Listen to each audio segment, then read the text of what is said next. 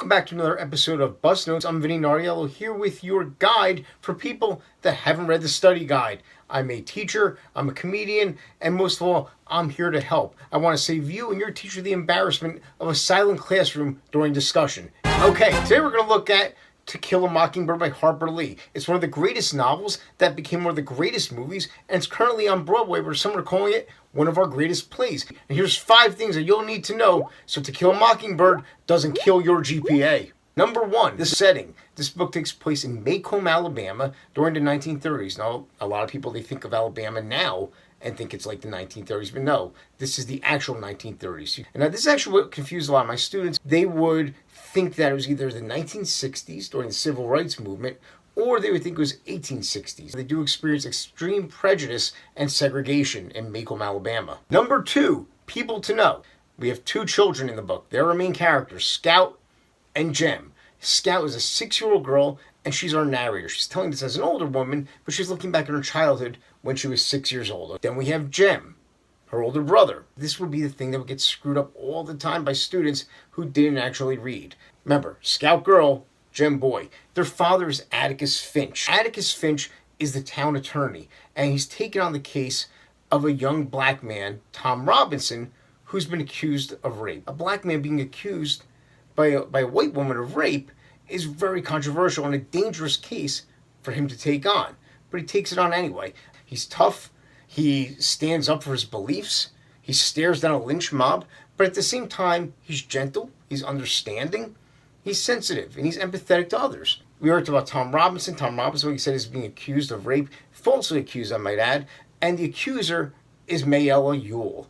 The Ewells, there's a lot of them in this town, and they're kind of like the town's trash, okay? Finally, we have Boo Radley. He lives next door to Atticus, Jem, and Scout, and nobody really has ever seen him. He's a recluse. He hides away in his house. People talk about him like snooping around, and he's scary, and he murdered others. Number 3, coming of age. All right, this is a coming of age novel. It involves some kind of change in our characters. In this case, Scout loses her innocence, and she loses her innocence as she becomes aware of racism. Scout and Jem, their mother, passed away. Calpurnia, the black housekeeper, has been kind of a mother figure. And her father is not a racist. She didn't even really know just how racist people can be. But then she sees her town during this trial, a trial which ends up in the untimely death of a young black man.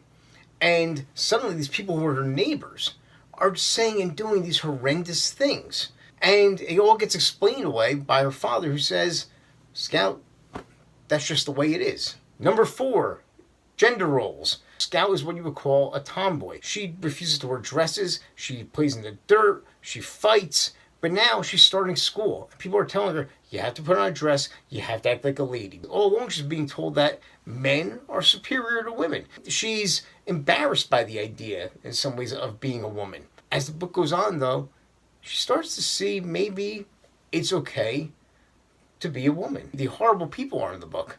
They're pretty much all men. The men are the ones that are forming lynch mobs. The men are the ones that are falsely accusing people of crime. The men are the ones who are racist, who are liars.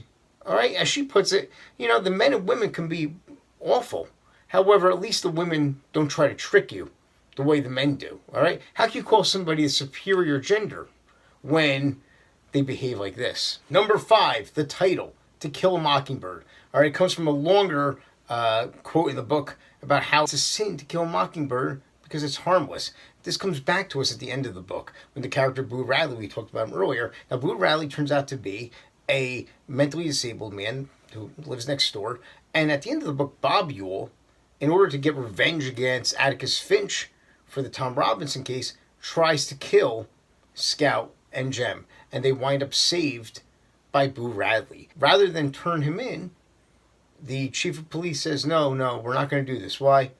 Because he's the Mockingbird. It would be a sin to kill a Mockingbird. Now, a lot of people wonder who the Mockingbird is. Is Scout the Mockingbird? Or is it Boo Radley that he's the Mockingbird? Is Tom Robinson the Mockingbird? There's a lot of different interpretations on who the Mockingbird is. If you have your own idea, put it in the comments. We'll talk about it, okay? Thanks for watching Bus Notes, everybody. If you have a book that you want us to cover in the future, be sure to leave us a comment. Follow us on social media. Check out some of our other episodes. Tell a friend. Share. Let everybody know about Bus Notes. Come on. We can all get that C+.